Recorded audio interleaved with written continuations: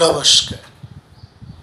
প্রাণারামের মাধ্যমে সম্প্রচারিত ভারত কথার গ্রন্থিমোচনের ৩৭১তম পর্বে আপনাদের সবাইকে জানাই সাদর সম্ভাষণ।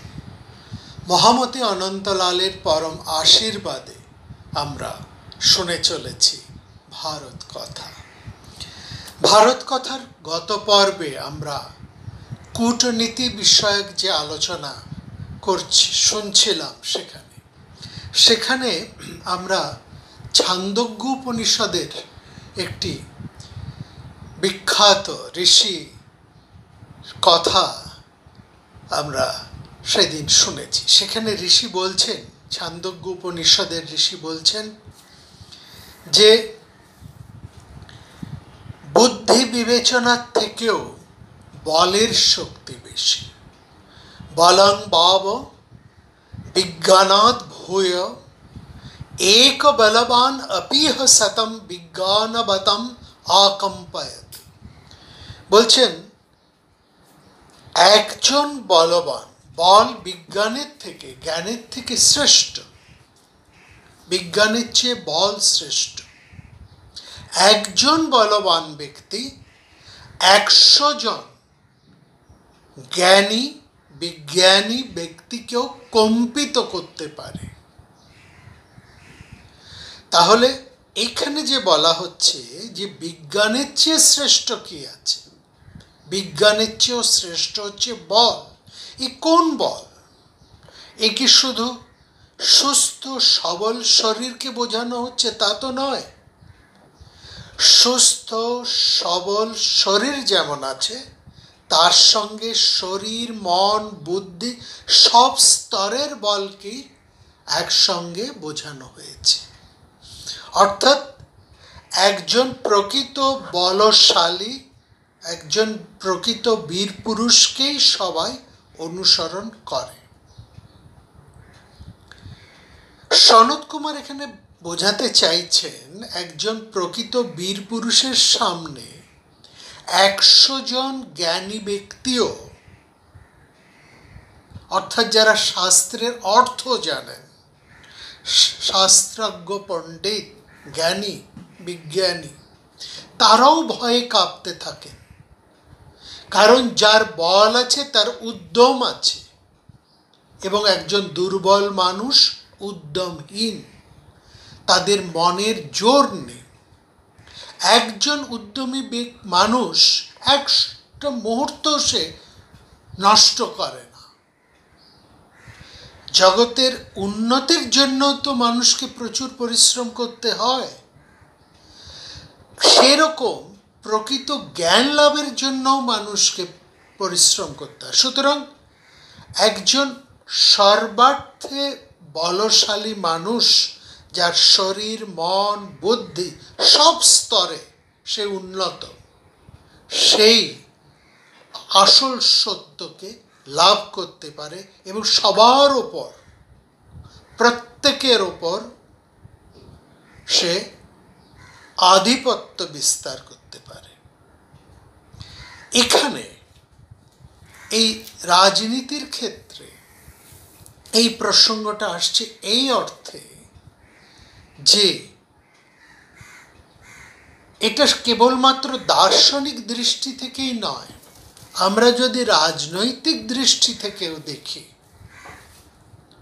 তাহলে দেখব যে মানুষটির কূটনৈতিক জ্ঞান, প্রজ্ঞা বেশি, সেই মানুষটি কিন্তু নিজের রাষ্ট্রের উন্নতি ঘটাতে পারে, সমৃদ্ধি ঘটাতে পারে, বিস্তার ঘটাতে পারে, এবং তার চারপাশে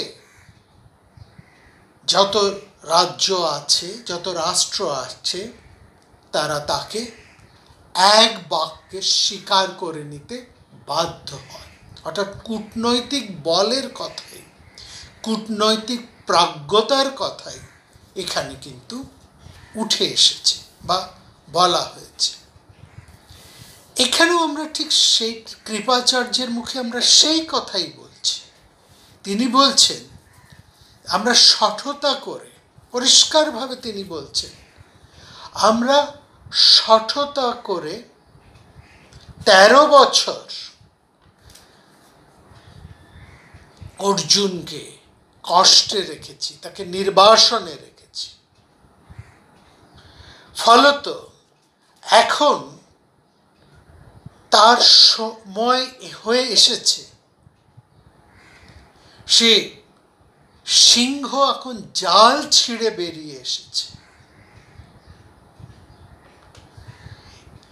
অতএব তাকে আটকানো এখন ভীষণ মুশকিল। এখানে আমরা দেখছি কৃপাচার্য দুটি চমৎকার উদাহরণ দিয়েছেন। আমরা তার আলোচনা অন্যান্য পর্বে করেছি, যে এক রথকারের উদাহরণ দিয়ে আমরা সেই আলোচনা, আমরা তার মধ্যে যাব না। এই রথকারের উদাহরণ ছাড়াও আমরা দেখছি কৃপাচার্য এখানে পরপর 8টি উদাহরণ তুলে দিয়েছে। বলছেন যে তুমি বলো তো, কর্ণকে যেন সরাসরি জিজ্ঞেস করছেন। বলছে, এক অর্জুন উত্তর কুরু দেশ যুদ্ধ করেছিলেন একলাই। একা অর্জুন খাণ্ডব বন দহন করেছিলেন, এবং সেই খাণ্ডব বন দহন করে তিনি অগ্নিদেবকে সন্তুষ্ট করেছিলেন। একা অর্জুন স্বর্গে 5 বছর ব্রহ্মচর্য রক্ষা করেছিলেন। অর্থাৎ অর্জুনের পরাক্রমের সাথে সাথে তার আত্মবলের কথাও এখানে কিন্তু তুলে ধরলেন এই 5 বছর স্বর্গে ব্রহ্মচর্য রক্ষার মাধ্যমে।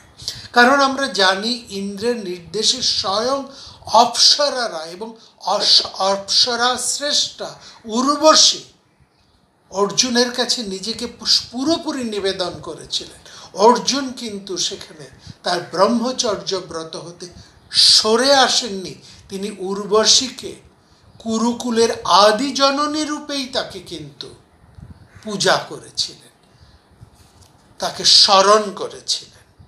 অর্থাৎ অর্জুন নিজেকে রক্ষাও করতে জানেন, তার আত্মশক্তি এতটাই, সেটাই এখানে কৃপাচার্য এই 5 বছর স্বর্গে গিয়ে একশ্চ পঞ্চবর্ষাণি ব্রহ্মচর্য আধারায়, এই কথাটি বলে মাধ্যমে বোঝাতে চাইছেন।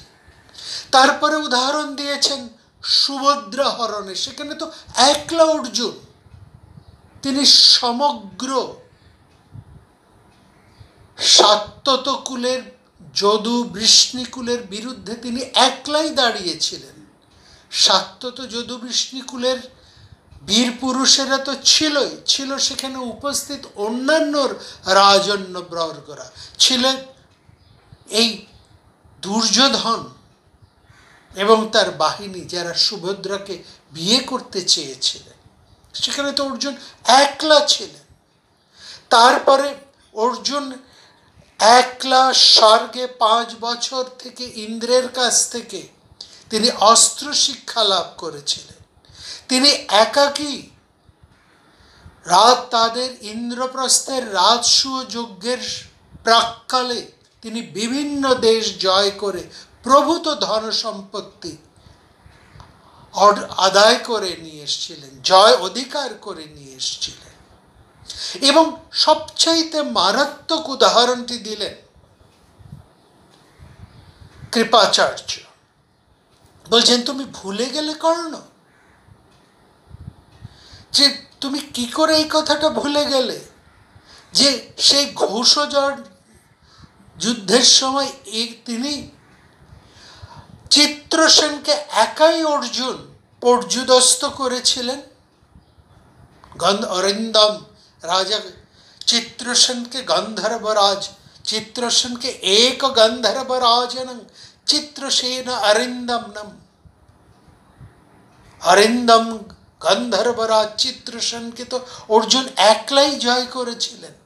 তারপরে সেই স্বর্গে গিয়ে ইন্দ্রের নির্দেশে তিনি নিবাদ কবচ কালখঞ্জ নামক যে ভীষণ অতি শক্তিশালী দৈত্যদেরকে তো অর্জুন একলাই যুদ্ধে সংহার করেছিলেন।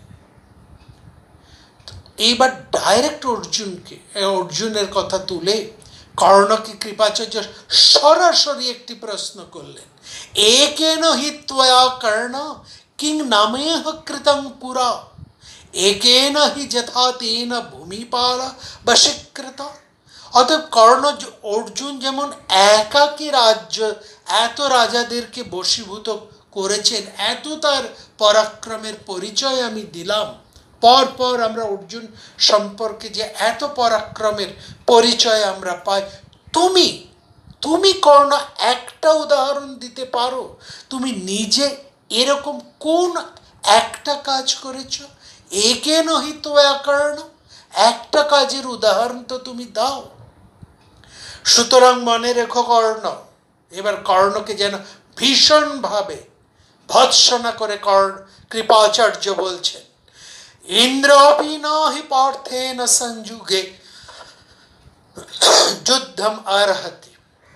ইন্দ্রের সাথে অর্জুন যুদ্ধ করতে পারেন, অর্থাৎ ইন্দ্র অর্জুনের সাথে যুদ্ধে জয়ী হতে পারেন না।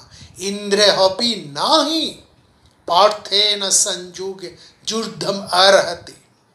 অতএব যে মানুষ, যেখানে ইন্দ্র স্বয়ং অর্জুনের সাথে যুদ্ধ করে জয়ী হবার সম্ভাবনা দেখেন না, সেখানে যে মানুষ অর্জুনের সঙ্গে যুদ্ধ করবার, একলা অর্জুনের সাথে যুদ্ধ করবার ইচ্ছে করে, তার তো মনে হয় তার মস্তিষ্ক রোগের চিকিৎসা করানো দরকার। অর্থাৎ সরাসরি কর্ণের মস্তিষ্ক রোগের কথা চিকিৎসা করার কথা তুলে দিয়ে কৃপাচার্য বললেন, যেখানে ইন্দ্র অর্জুনের সাথে যুদ্ধ করতে ভয় পান, সেখানে যে মূর্খ একলা অর্জুনের সাথে যুদ্ধ করার কথা বলে, তার মস্তিষ্ক বিকৃতির চিকিৎসার প্রয়োজন। যস্তে নাশংসতে যুদ্ধং কর্তব্য তে তস্য ভেষজম। আমার তো মনে হয় ভেষজম মানে চিকিৎসা, যে কি অন্য কেউ নাশ করতে পারে না, যে যুদ্ধ করতে পারে না, তার হি নিডস ট্রিটমেন্ট, তার চিকিৎসার দরকার, তার মস্তিষ্কের চিকিৎসার দরকার। তারপর পরপর কৃপাচার্য এখানেই থামলেন না, এখানে তিনি পরপর আরো চারটি ভীষণ উদাহরণ তিনি তুলে দিলেন।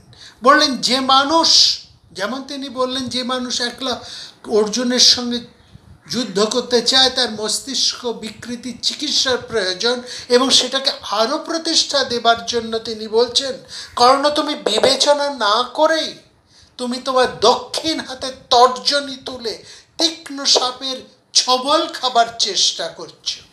আশি বিশেষ্য ক্রুদ্ধস্য পানিমুদ্যম্য দক্ষিণম আবমৃষ্য প্রদেশিন্না দ্রষ্টমাদুষ ইচ্ছসি। অর্থাৎ যুদ্ধ করতে গেলে তুমি তো ডান হাতটিকে ব্যবহার করবে, ধনুর ধারণ করার জন্যই হোক কিংবা অসি গদা ধরার জন্য, সেখানে তো তোমার ডান হাতের তর্জনী সবার আগে এগিয়ে আসবে। আর ওই তর্জনীতেই অর্জুনকে তীক্ষ্ণ সাপের সাথে তুলনা করে বলছেন, তুমি যেন তোমার ওই তর্জনী দিয়ে তীক্ষ্ণ বিষ সাপের দাঁতের আঘাত ছোবল খাবার চেষ্টা করছো। মনে হচ্ছে তুমি যেন অঙ্কুশ না নিয়ে একাকী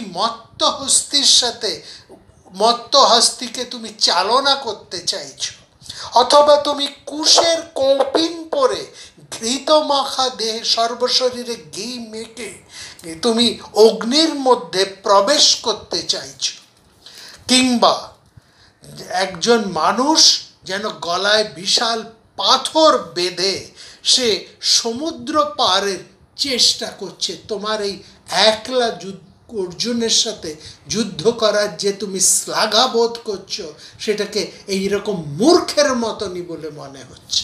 তো অর্থাৎ কর্ণকে সম্পূর্ণ নস্যাৎ করে দিয়ে কৃপাচার্য তাকে তার সমস্ত ভূমিকা, তার পূর্বাপর এবং তার ভবিষ্যৎ ভূমিকাকে একেবারে নস্যাৎ ছিন্ন ভিন্ন করে দিলেন কৃপাচার্য। আসলে কৃপাচার্য দ্রোণাচার্যের সাথে কর্ণ যে ব্যবহার করেছে, যে ভাষায় কথা বলেছেন, যে ভাষায় দুর্যোধন কথা বলেছেন, তা কৃপাচার্য সহ্য করতে পারছেন। সেখানে একটা পরজীবী কর্ণ এসে দুর্যোধনের তালে তাল মিলিয়ে এইভাবে কথা বলবেন, এই অশিষ্ট কথা, সেটা কুরুবৃদ্ধরা কিছুতেই মানতে পারেননি।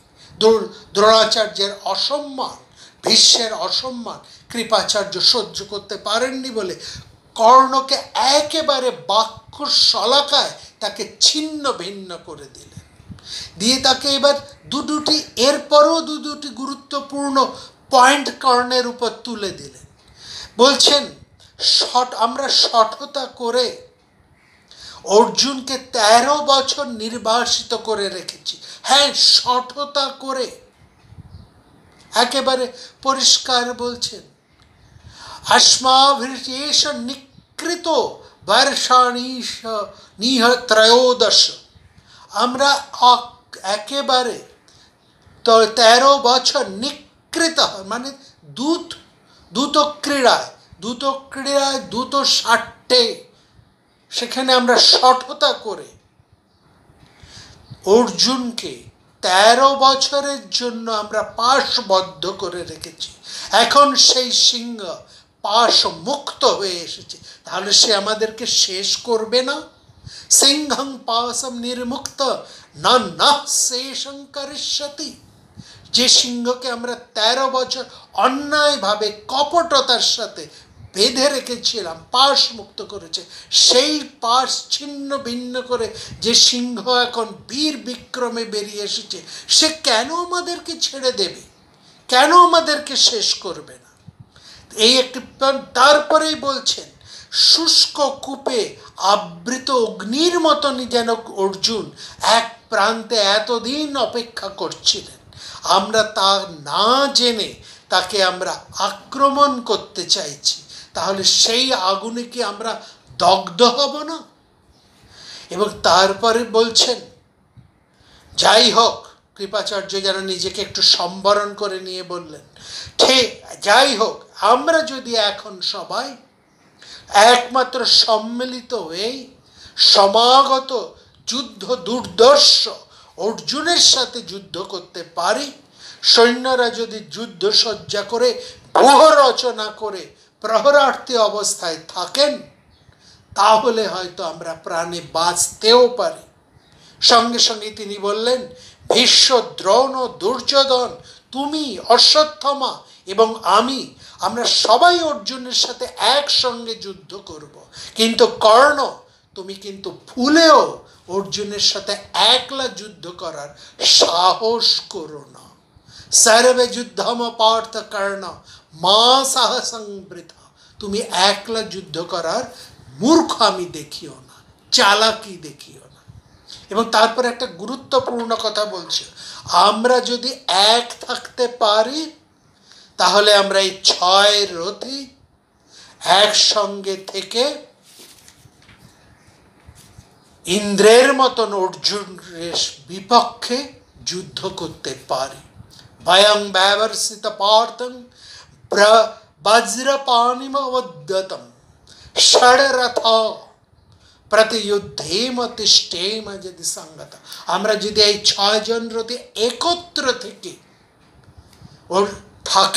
একত্র থাকতে পারি, সম্মিলিত থাকতে পারি, তাহলে ইন্দ্রের মতন ক্ষমতা সম্পন্ন অর্জুনের সাথে হয়তো বা আমরা যুদ্ধ করতে পারি, বিপক্ষ করতে পারি।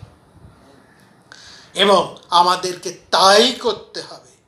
দানবেরা যেমন ইন্দ্রের সাথে যুদ্ধ করত, সেই রকম ভাবেই আমাদেরকে অর্জুনের বিরুদ্ধে যুদ্ধ করতে হবে।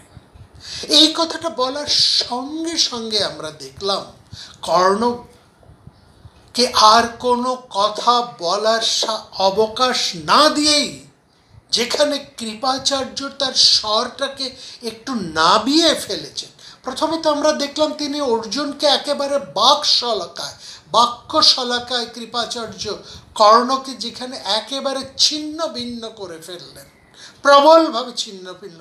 তারপরে কৃপাচার্য তার হঠাৎ মনে পড়ল যে এই হস্তিনাপুরের দায়িত্ব তো তার উপরেও আছে, যেহেতু তিনি প্রাজ্ঞ, যেহেতু তিনি তার একটি মর্যাদা আছে, যেহেতু হস্তিনাপুরের প্রতি তার একটা দায়বদ্ধতা আছে ভীষ্মের মতন, দ্রোণের মতন। তো সেখান থেকে তিনি সার্বিক একটা মাঙ্গল্য ভাবনা থেকে তিনি বললেন, একলা তুমি যুদ্ধ করতে যেও না মূর্খের মতন কর্ণ। আমরা যদি একত্রিত হতে পারি তাহলে হয়তো ইন্দ্রের মতো সমাগত অর্জুনের বিরুদ্ধে আমরা হয়তো দানবের মতন আমরা যুদ্ধ করতে পারি। কিন্তু এখানেও অর্জুনকেই কিন্তু সব দিক থেকে এগিয়ে রাখলেন, শ্রেষ্ঠ করে রাখলেন কৃপাচার্য। কিন্তু কৃপাচার্যের সুরের মধ্যে যখন একটা সমঝোতার স্বর, একটা নরম স্বর, একটা নম্র স্বর, একটু শান্ত স্বর, একটা আপোষের স্বর যখন ভেসে এলো, সেটা কিন্তু সহ্য করতে পারলেন না অপেক্ষাকৃত নবীন অশ্বত্থামা। তিনিও তার পিতার দ্রোণাচার্যের এই ভীষণ অসম্মানে তিনি কিন্তু জ্বলে উঠেছেন, তিনি ভীষণ ক্রুদ্ধ হয়েছেন। অশ্বত্থামা কোনোভাবেই কর্ণের এই ব্যবহারকে স্বীকার করতে পারেননি। সুতরাং কর্ণকে কিছু বলার সুযোগ না দিয়ে তিনি কথা আরম্ভ করলেন, এবং সেখানেও তার লক্ষ্য একমাত্র কর্ণ। তিনি বলছেন, এখনো আমরা বিরাট রাজার পশু শক্তিকে জয় করে নিয়ে যেতে পারিনি, আমরা তার রাজ্যের সীমা এখনো পার হয়ে যেতে পারিনি, আমরা এখনো পৌঁছতে পারিনি হস্তিনাপুরে, আর এর মধ্যেই তোমার আত্মশ্লাঘা আরম্ভ হয়ে গেল। না চ তাবজ্জিত গাভ না চ সীমান্তরঙ্গতা না হস্তিনাপুরং প্রাপ্তস্ত কর্ণ বিকথ্যসে মানে তুমি আত্মশ্লাঘা আরম্ভ করে দিলে। এখনো তো তুমি, আমরা সবাই মিলে এখনো বিরাট রাজের সমগ্র পশু শক্তিকে হরণ করে নিয়ে যেতে পারিনি, আমরা এখনো বিরাট রাজের সীমা পার হতে পারিনি, আমরা এখনো হস্তিনাপুরের নির্ভর আশ্রয়ের মধ্যে ঢুকে পড়তে পারিনি। এর মধ্যেই তুমি আত্মশ্লাঘা, বড় বড় কথা বলতে আরম্ভ করে দিয়েছ কর্ণ। বলছেন, অনেক যুদ্ধ জয় করেও কখনো এবং অন্যের ভূমি দখল করেও সৎ বীর পুরুষেরা কখনো, তারা যারা প্রকৃত বীর, তারা কখনো আত্মশ্লাঘা প্রকাশ করেন না, তারা কখনো পুরুষকারের কথা বলেন না। বিজিত্তা চ পরং ভুবং নাহু কিঞ্চিন পৌরুষম। একজন প্রকৃত বীর সে অন্য রাজ্যকে জয় করে প্রচুর ধন লাভ করেও সে কিন্তু কখনো নিজের পুরুষকারের কথা বলে না। দেখো, এখানে কর্ণকে ভীষণভাবে আক্রমণ করে অশ্বত্থামা বলছেন, অগ্নি নীরবে থেকেই দাহ করে, সূর্য নিঃশব্দে আলোক বিস্তার করে, আর এই পৃথিবী নীরবেই সমস্ত প্রাণীদেরকে ধারণ করে থাকে। ইহলোকে বিভিন্ন বর্ণের যা কর্তব্য সেই কথা এবার কর্ণকে স্মরণ করিয়ে দিতে চাইছেন অশ্বত্থামা। আসলে মনে আছে আপনাদের নিশ্চয়ই, কর্ণ এবং দুর্যোধন তার পিতা দ্রোণাচার্যকে ভীষণ অসম্মান করে বলেছিলেন, এই ব্রাহ্মণেরা তারা সব সময় বড় বড় কথা বলেন, তাদের স্থান কি যুদ্ধক্ষেত্র হতে পারে? বরং যেখানে শাস্ত্র আলোচনা হচ্ছে, যেখানে যজ্ঞ হচ্ছে, যেখানে অন্যের প্রশংসা হচ্ছে, অন্যের সমালোচনা হচ্ছে, সেখানেই এরা ভালো কথা বলতে পারে, সেখানেই এদেরকে পাঠিয়ে দেওয়া উচিত, সেখানেই এদের উপযুক্ত স্থান। এরা কেন এই যুদ্ধক্ষেত্রে এসে অন্যের যশ এবং অন্যের মনোবলকে নষ্ট করছেন?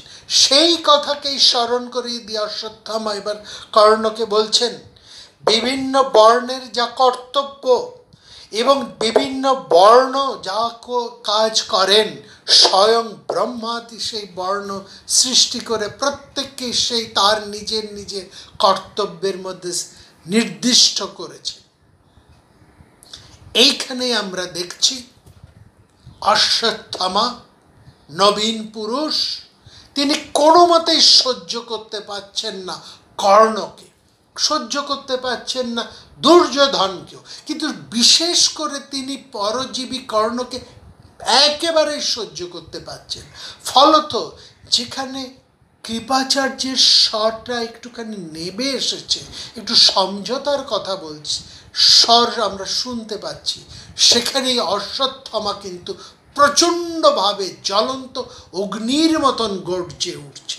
এবং আসলে আমরা এখানে দেখছি, এটাই লক্ষ্য করার যে কৌরব শিবিরের মধ্যে কিন্তু ভীষণ পোলারাইজেশন শুরু হয়ে গেছে।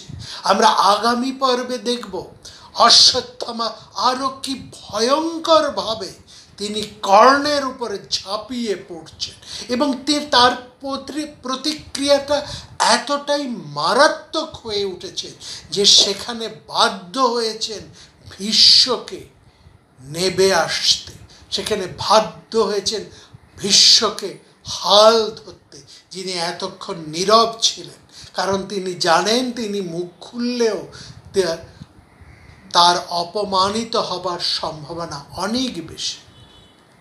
ভেবে একটু দেখুন তো, যাদের ক্ষমতায়, যাদের নৈপুণ্যে দুর্যোধন যুদ্ধ জয়ের স্বপ্ন দেখেন, সেখানে তার মদতপুষ্ট এই কর্ণ শকুনি, এই নীচ মানুষেদের ভূমিকা তার শক্তিকে নষ্ট করে দিচ্ছে না তো?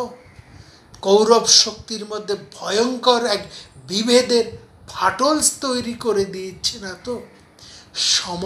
সামান্য বিরাট যুদ্ধের পূর্বাহ্নেই যদি এই ধরনের ঘটনা দেখা যায়, এই ধরনের ঘটনার সূত্রপাত ঘটে যায়, তাহলে ভয়ঙ্কর সেই মহাভারতের মহাযুদ্ধের সময় এর পরিণাম যে কি হতে চলেছে তার একটা আগাম পরিচয় মহাকবি এখানে খুব স্পষ্টভাবে তুলে দিচ্ছে।